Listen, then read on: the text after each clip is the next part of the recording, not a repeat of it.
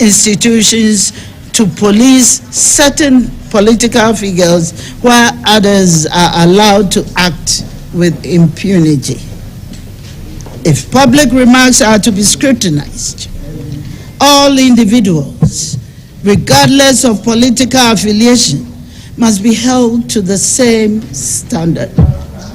The silence over Monday's threats, while Honorable Anodam is subjected to interrogation, suggests a politicization of security agencies and a dangerous precedent where loyalty rather than the rule of law dictates accountability. We will not remain silent while political persecution takes root in Ghana. This country belongs to all of us, and no administration has the right to weaponize state institutions against its political opponents.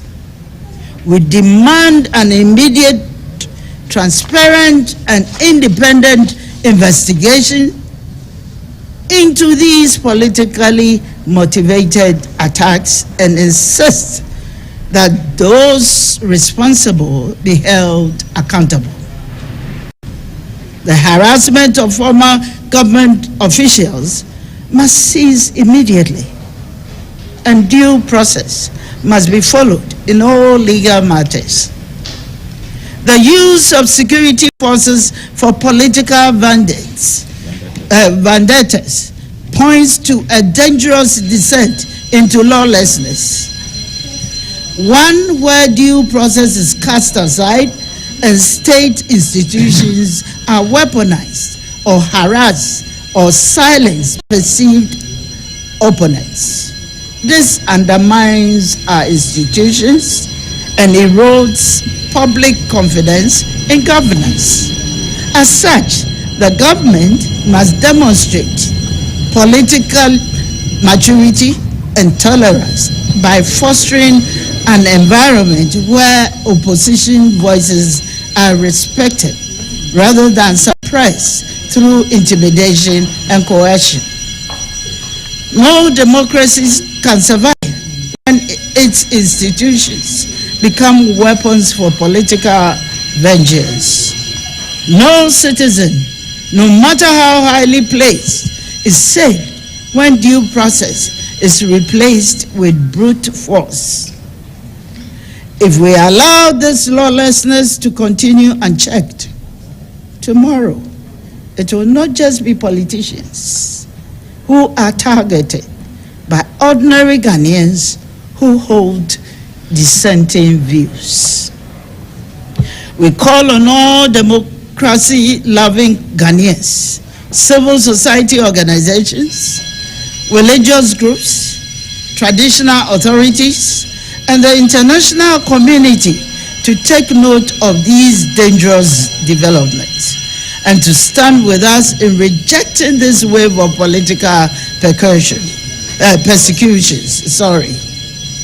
If unchecked, these abuses will set Ghana back decades and erode the democratic gains we have made.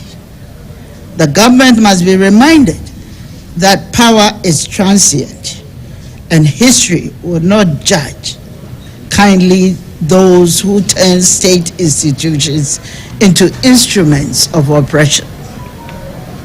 The path this government is taking is a dangerous one. We will not allow tyranny to replace democracy, and we will continue to champion justice, fairness, and democratic governance. We in the minority demand that if the government is claiming no knowledge of such actions, then we demand from the government that all those responsible for these actions must be arrested and prosecuted immediately. God bless our homeland, Ghana. Thank you. Yeah, okay. No, but your question was this one.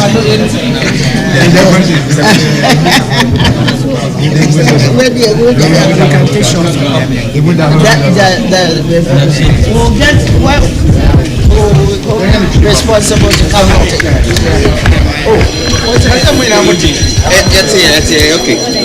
So in a nutshell, the minority caucus in Parliament are saying that if the government says that they have nothing to do with what is happening, the raiding of some of their members' houses and some of their party faithful houses, then they should come out and then arrest those